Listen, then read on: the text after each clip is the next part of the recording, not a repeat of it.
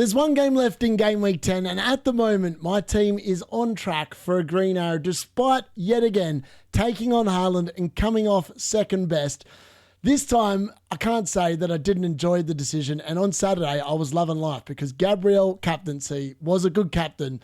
It's just unfortunate that Haaland's in that kind of form at the moment, that he still covered him quite comfortably, and in reality, really should have punished me even more because he should have got a hat-trick yesterday, let's be honest. But yeah, I mean...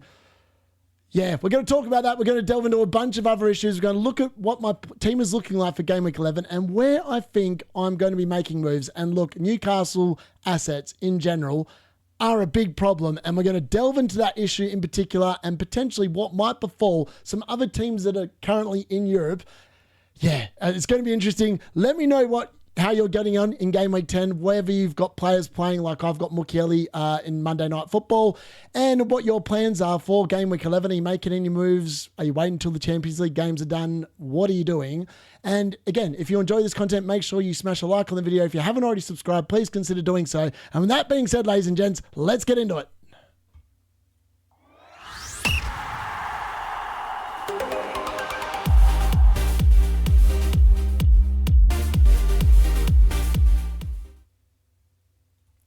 So here we are with what the team looks like. And look, I've got reservations about this team, right? Like, I shouldn't be complaining. I've taken a hit, and this is the second time this season I've taken a hit.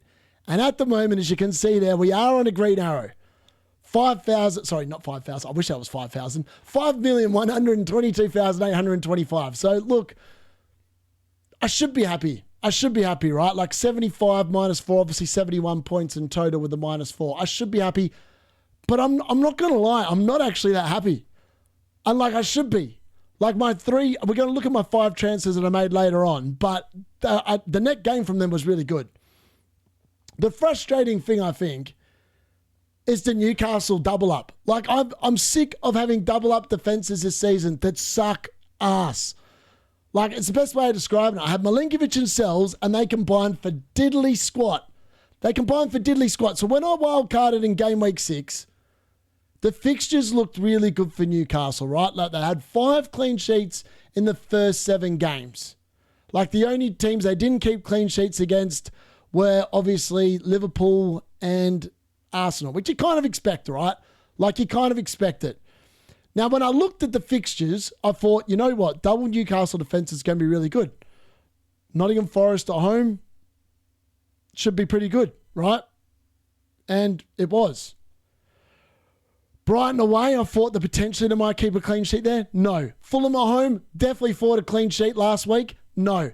West Ham United away, after what I've seen the last couple of weeks from West Ham, I thought this is the definition of a guaranteed clean sheet. Well, how wrong was I?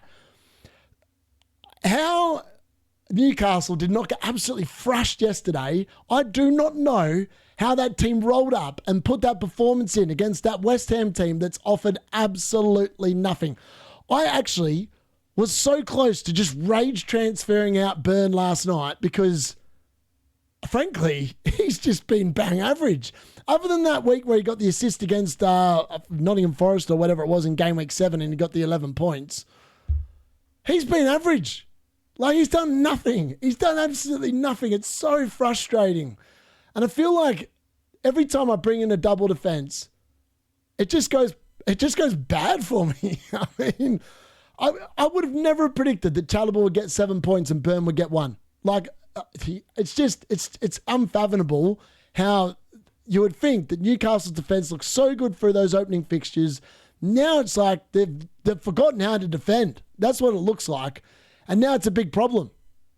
And I'm kind of annoyed because in Game Week 6, I took the double Newcastle defence because I looked at the fixtures and thought they're pretty comparable to Arsenal's fixtures. If I'd just gone double Arsenal defence in Game Week 6, I'd probably be about 40 points better off right now. So, I mean, it was me trying to be a little bit cute, save some money, and it's just gone absolutely pear-shaped. And I think that's just put a bit of a dampener on the week. Also, the fact that Man United just were poor against Nottingham Forest, I think that also annoyed me a bit as well. I mean, Bruno obviously got an assist, and realistically, he should have scored again in that game, and Mbeumo did nothing.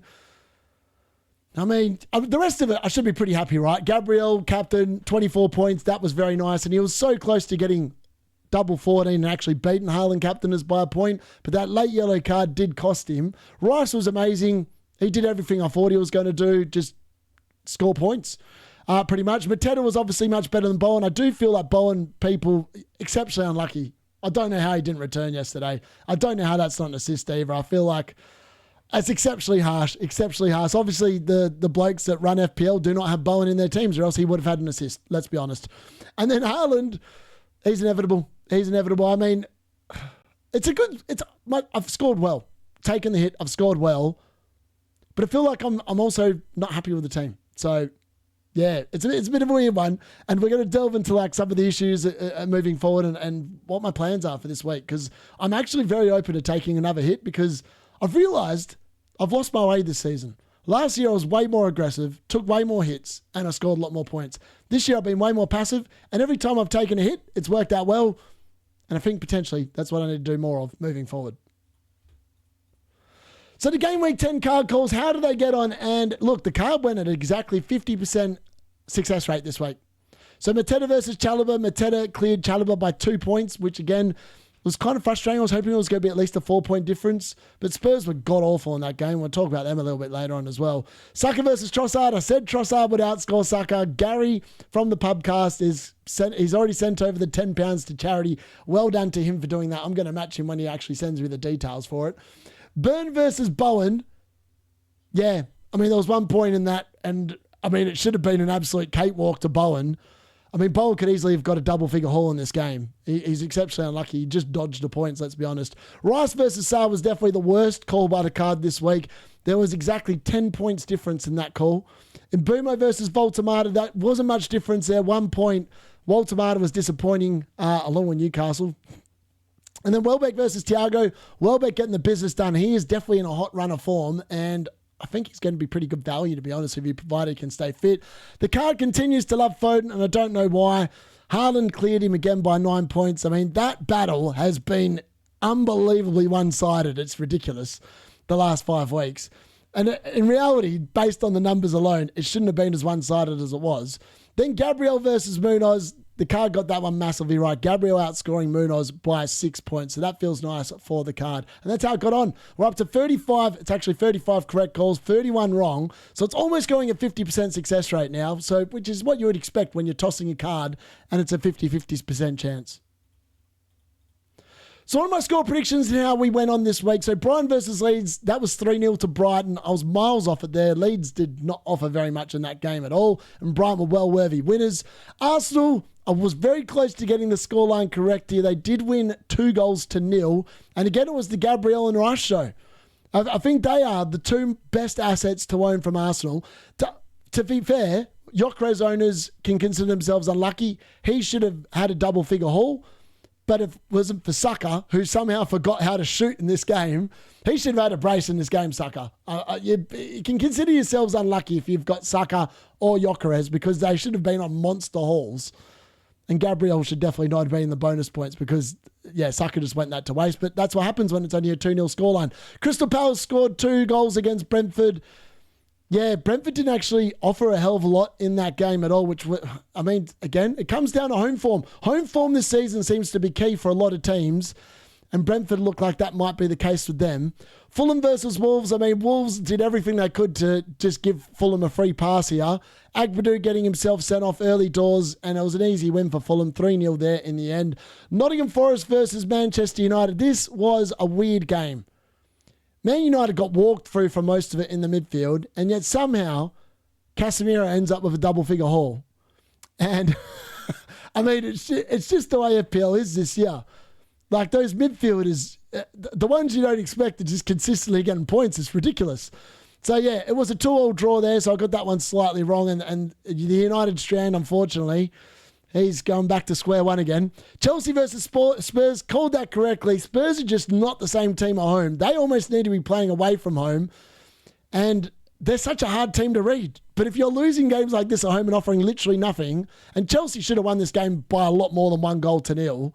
I think it was 0.1 XG for Spurs and 3 point something for Chelsea. Like, it was a smashing. Spurs are just lucky it was only 1-0.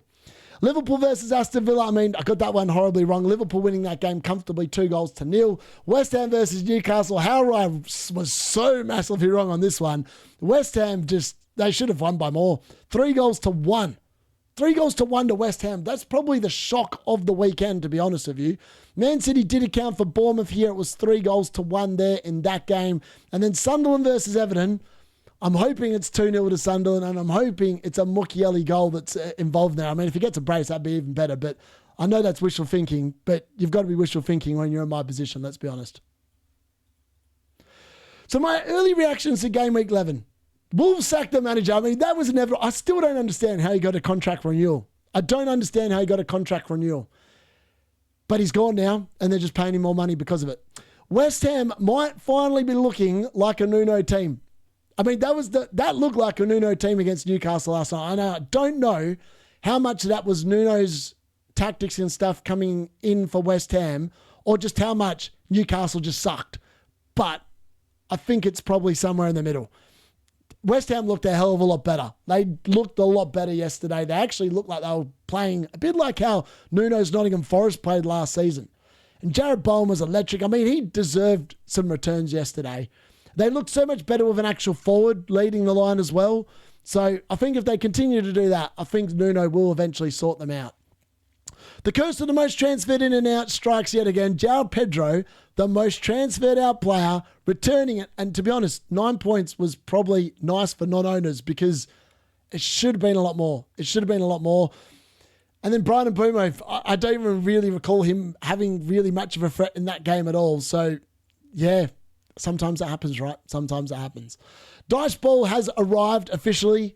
We saw that on display, and Nottingham Forest actually looked significantly better than what they've looked for most of this season in that game. So they actually deserved the win, to be honest with you. I'm not even going to sit there and say they were unlucky. Well, they were unlucky, sorry. They weren't lucky. They were unlucky.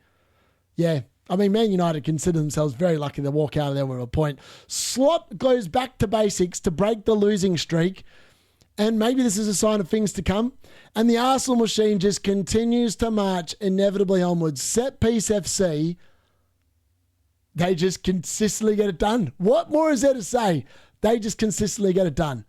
There were 6 clean sheets this week so far before the Sunderland-Everton game, with plenty of double-figure hauls yet again. We've seen numerous Crystal Palace assets get 10-plus points in the defence. We've seen, obviously, the big haul for Gabriel. Like, it's just consistently happening, these big hauls in defence. I don't think it's going to end. I think it's just going to continue on this all season. You've just got to hope you've got the right assets. Yeah, I think that's been my problem this week and this season, is just not having enough points coming from my defence. That's where I'm losing ground, almost what it feels like every single week. United miss a massive chance. Bournemouth fluffed their lines. Let's be honest, they were pretty poor last night. And the Cyborg Robot, unfortunately, I hate to say it, he's just unbelievably inevitable at the moment. It's just, I don't know, it's just annoying. It's just annoying because I feel like it's making the game more boring, and it's stupid. Yeah, that's all I'll say. European football is back again this midweek. The key question is, do you go early? And there was a lot of price changes that obviously happened last night. There's probably going to be more again tonight. Do you just run the risk and hope that your players don't get injured? Or do you wait and just suck up that 0.1 that you're missing out on team value? I'm not sure. And then there's injury comebacks to worry about. So Arsenal players are getting slowly closer to getting back, which might make it a bit harder to pick assets, particularly in attack. Also, Newcastle's Wissa is going to be starting soon. So Walter Mata, is he a risk? Obviously Gordon, 45-minute sub. Like, what's going on? Other players as well are nearing comebacks as well. And how is that going to impact on minutes? Especially with those teams in Europe as well. That's definitely going to be something to watch moving forward. And yeah, there's just a lot. There's a lot to be across at the moment. And there's lots of talking points, let's be honest. And what's the point? Let's just start with the most obvious one. Now, look, you can sit there and say, and I'll agree, taking on Haaland is probably one of the dumbest decisions I've done over the last 5 weeks. It's only come in once, and that was last week when Bruno Fernandes got 4 points and Haaland finally blanked. Now, this week it made sense, right? Like, Gabriel's floor this week was 6 points. I thought, there's no way that they're conceding to Burnley, and I was correct. And then the way I looked at it was, if Gabriel keeps a clean sheet, if he gets an attacking return, he's getting bonus. So as soon as he got that assist really early on, I thought, this is brilliant. We're on track here for at least 10 points. He then somehow racked up the DC points yet again. I mean, I don't even know how it's possible, but this year, the way they're playing, he just seems to rack them up. Like literally almost every single week, it feels like. So he got the extra 2 points there. He was on track for 3 bonus, and he was on track for a 14-pointer. The late yellow card cost him. And it cost him beating Haaland. And look, I actually think that Gabriel this week is also a really good opportunity to go different again against Sunderland. Sunderland don't create a lot of opportunities. They're good defensively, which you would think would be another really good week to try your luck captaining Gabriel, because he's almost as inevitable as Haaland at the moment in terms of getting points in the defense. The problem is that this man is in some unbelievable form.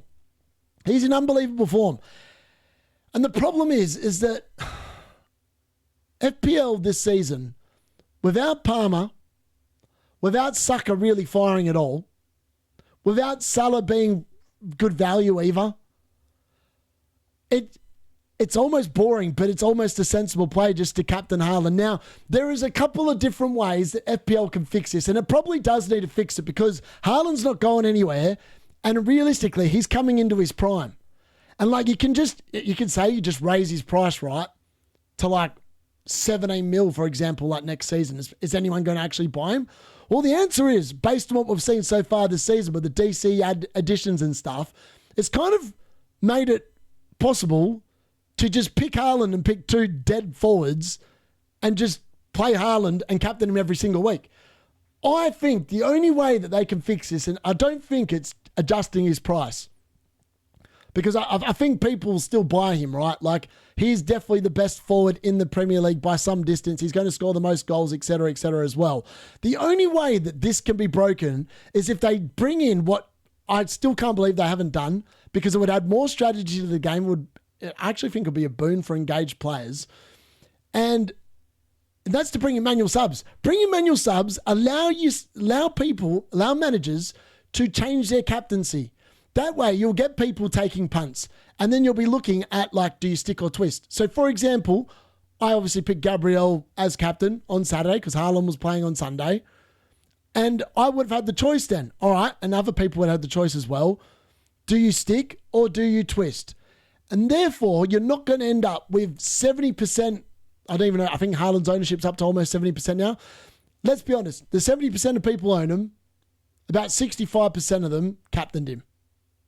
Like, either it's getting to the point this season very quickly where the only way this game is going to get interesting is if Haaland gets an injury. Because at the moment, the form he's in, it's a brave person to take him on. And look, once you've taken him on once, you do feel kind of confident doing it again because you kind of know what you're getting yourself in for, which is why I took him on again this week. And, I was so close to it being a really good decision. But alas, I missed out by a point. The Gabriel captaincy shout was really good. On any other given week, 12 points from your captain, you'd be loving life. But when the most obvious captain is just getting 13, yeah, I don't know. I feel like that's the only way they can address it. And like, I like having fun with the game. And yeah, I feel like this week, it's impossible to look past him as captain. Like, Liverpool's defence hasn't been very good. It would depend on how well they go against Real Madrid in the Champions League, whether I even consider taking on Haaland again with Gabriel. But I don't know. It just feels very meh at the moment, and you need to be really brave to do it. And even when you are brave and you get a good captain like Gabriel, you still lose. So, I don't know. I think maybe next season they might look at manual subs. I mean, Mark Summons is probably the best addition you can do to the game, and you guys are open to additions. You took out the assistant manager chip. You've made the game almost, from my point of term, more boring this season with the DC contributions and that. Like, yeah, the exciting players that you'd like in your team just aren't worth it this year. And Haaland's just inevitable at this point. I mean, I'm probably an idiot for taking him on every single week, but look, it is what it is. I'd rather do it. I'm chasing rank. I need to do something. And it's the quickest way of probably clawing yourself back is taking him on. It's also the quickest way of leaving yourself in the exact same position. But after this week, there's no weeks you really want to take him on. So what's the reward for taking him on? You just lose rank. So at the end of the day, it might just be clever, set and forget until he gets injured. Let's be honest. So my game week 10 transfers, I want to take a look at this, and we're going to talk about whether it's worth taking points as hits, right? Like taking hits. So this week, and it's very rare, this is the most transfers I've ever made in a single game week, ever. And I only took a -4. I don't even know how I managed to roll to 4 free transfers. So we have Foden, Reinders, DCL Unit, Krejci, and Bowen. Those are the 5 players I said goodbye to. And they combined for exactly 10 points. I mean, they averaged 2 points per player. Like, they were good moves out, and I covered the hit in 1 week comfortably. Like, Mark Gui just dead spotted, didn't care that he got no points. That was inevitable. But the other 4 players combined for a lot of points. They combined for 37 points. The other 4 players combined for 37 points. That's mad. And they are literally going at 9.25 points per player. Which, let's be honest, is exactly what you want. So Declan Rice came in, Sarr came in, Gabriel came in, and Mateta came in. And they just massively outperformed the people that I got rid of. So, you know, are hits worth it? Are hits worth it? Well, when they pay off like that in week 1, yes, they're definitely worth it. Like, if you can do that in any given week with a hit, it's probably worth the hit. Lots of other FPL managers, a lot of big content creators, the cartel will tell you that hits are not really worth it, but you can't justify that this week the hits weren't. But now I'm going to look at the bigger issue of whether it's better to be passive or better to be aggressive. So patience versus aggression. And look, the classic example here is João Pedro. So he starts the season off with an unbelievable tailwind. He starts off and he gets multiple returns in the first four weeks. And then he just goes on a run where he doesn't have a shot and he blanks with 2 points, 2 points, 2 points, 2 points. And everyone's like, I've had enough. And lots of people, rightfully, moved him out this week. And then he looks like $1 million again.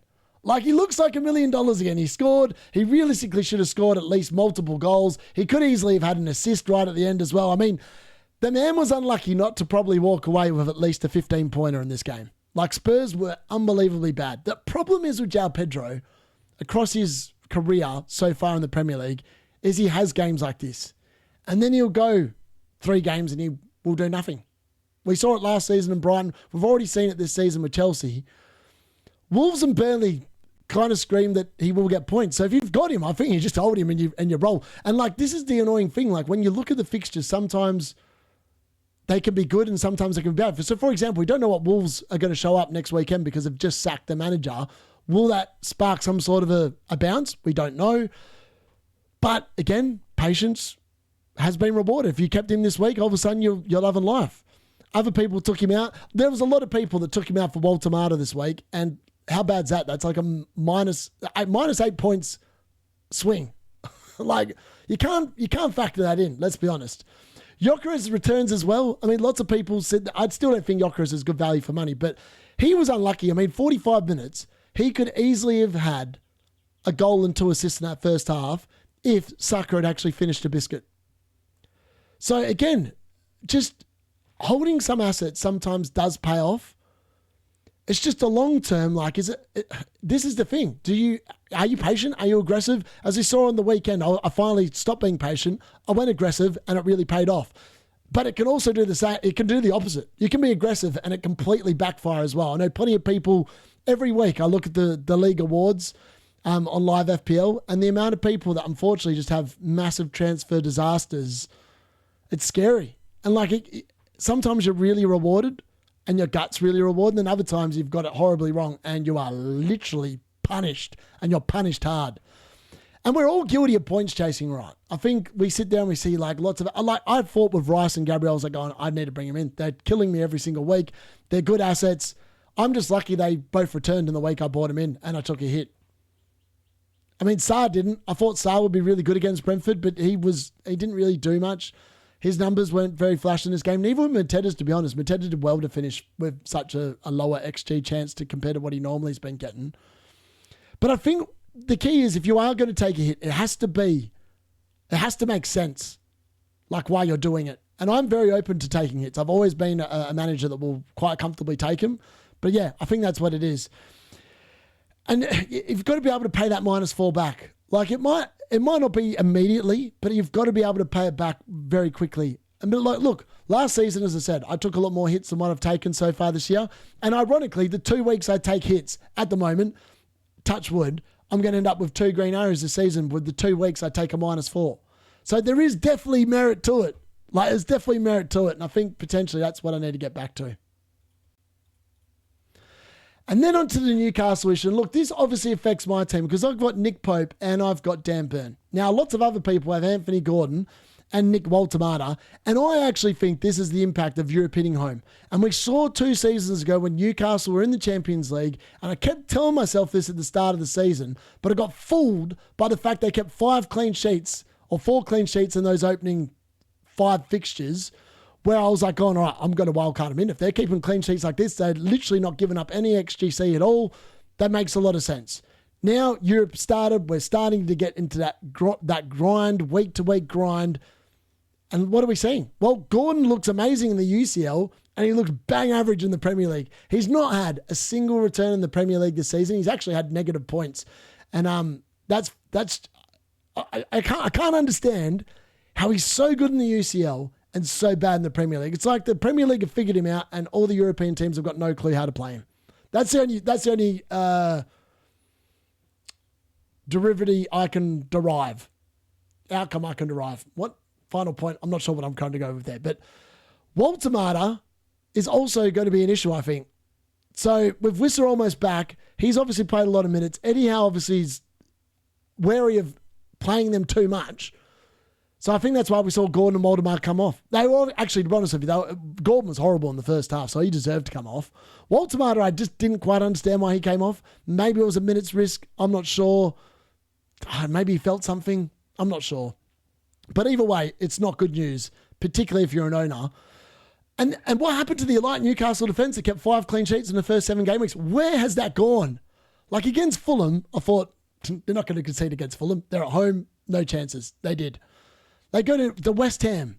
This West Ham that looked bang average the last couple of weeks. In fact, all this season. And they shipped 3 goals to them. Like, what has happened? I don't know if it's because Livramento has completely thrown off the balance of the team and Dan Burns moved away from centre-back and that's had a big impact on the way they're defending. Either way, it's not good. It is not good at all. And I think that's very concerning, particularly for me with double Newcastle defence. And why can't they replicate their home form? Like, they're so much better at home at St. James's Park than away. Like, how can you be that much better and almost classify yourself as a big club and not be able to deliver the form away from home? Like, you literally have gone to West Ham, who are in the relegation zone, and lost 3-1. That is just, it's inexplicable. There's no way they're going to be back in the Champions League next season if they can't correct this away form at all. There is just no hope for them if they can't fix it. And then the last question is, should you be selling your Newcastle assets? And look, I am in the conundrum this week. There were all my plans, all my focuses, and I'm telling you, Dan Burn is actually still lucky to be in my team as things stand at the moment, because I was so close to pulling the trigger last night during the Man City game on him. Like, just raid transferring him out because I was just so unimpressed with Newcastle. And like losing 3-1 to West Ham was almost the final nail in the coffin for him. And I don't know. Let me know if you're a Newcastle fan, am I hitting the nail on the head here? Like, all these issues, what's the problem? I just don't understand what the problem is. They looked amazing defensively. Now they've just gone to absolute pot. And it's not good. It's not good enough. And maybe it's a longer term problem. I'm not sure. So on to my Game Week 11 watch list, and this is how it looks like this week. So we've got a few assets coming in. Lacroix obviously comes in because obviously I bought in Gabriel, so he has to be removed. Bradley also comes in because Liverpool's run of fixtures does become really good in Game Week 12, and we're into Game Week 11. And let's be honest, I probably need some Liverpool assets because if they show a bit more signs of life like they did on the weekend against Villa, then I'm going to want them in Game Week 12. So I do need to be aware of them. That's obviously why Szoboszlai and Gakpo also come into the midfielders. Obviously, I bought Rice and Sarr off my watch list. And I put Casemiro in there as well because, look, it's going to sound stupid, but this season, the points to these kind of midfielders just keep ticking over. Like the exciting assets just aren't getting the business done week to week. It's these guys that cost nothing. Like your Casemiro, 5.5. Caicedo, who's now up to 6, who started at 5.5.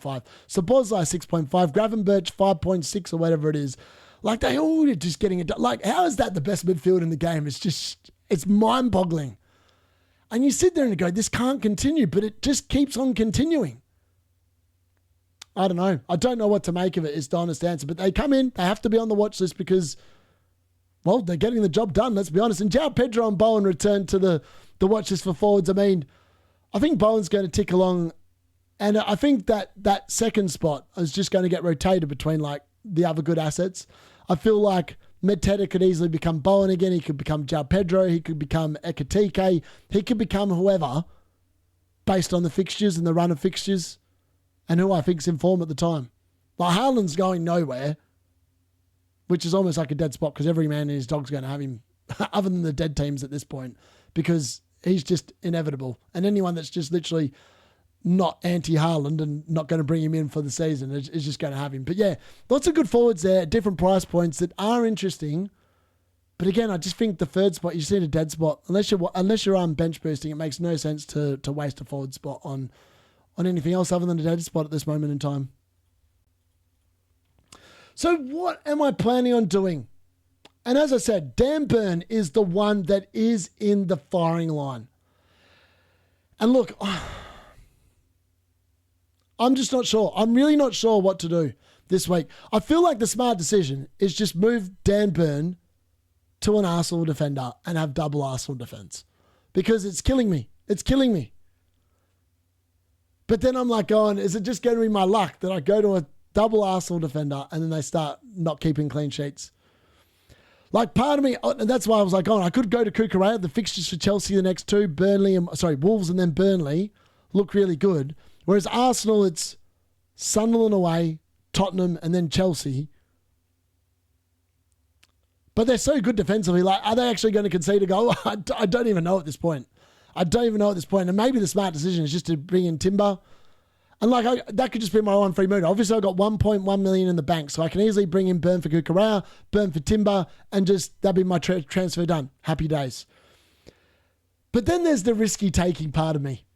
And like, I could just move Mukiele to like Gahi, right? Or Lacroix.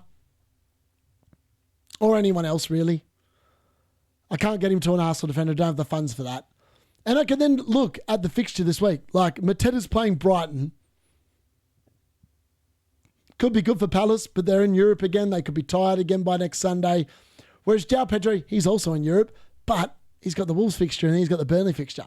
I mean, I could even go back to Bowen. Let's be honest. I could even go back to Bowen for the Burnley fixture. I feel like he was desperately unlucky. He could get a massive haul there.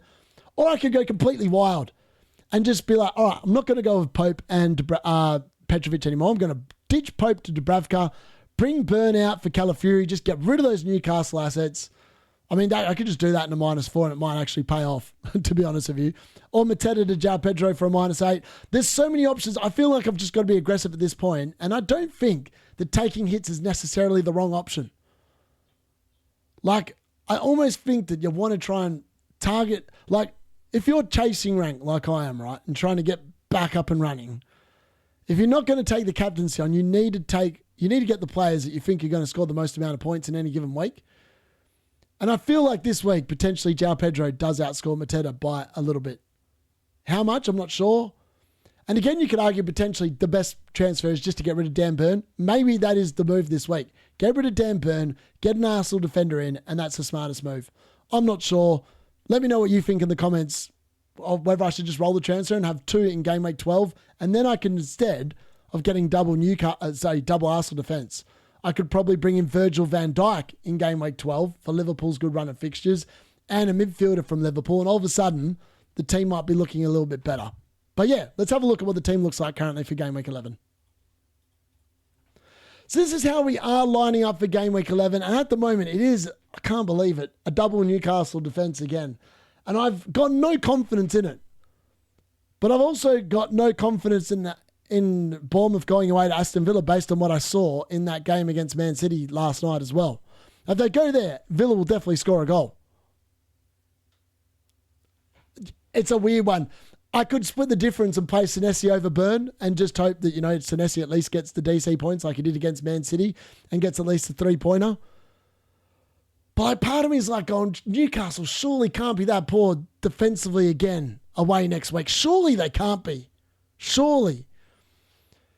Obviously, Gabriel, Rice, they have Sunderland away. It's not Burnley away. I don't know why Gabriel says Burnley. That is Sunderland.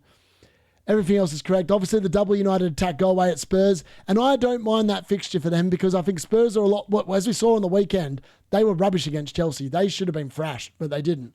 I think if they are going to be, they're also going to be tired from playing in the Champions League. Man United show up fresh from a week on the, just sitting there training during the week. I think they could get some real success there next week as well. Mateta, obviously, as I said, Brighton at home shouldn't be that bad, but again, they are going to be more tired because they're in Europe yet again.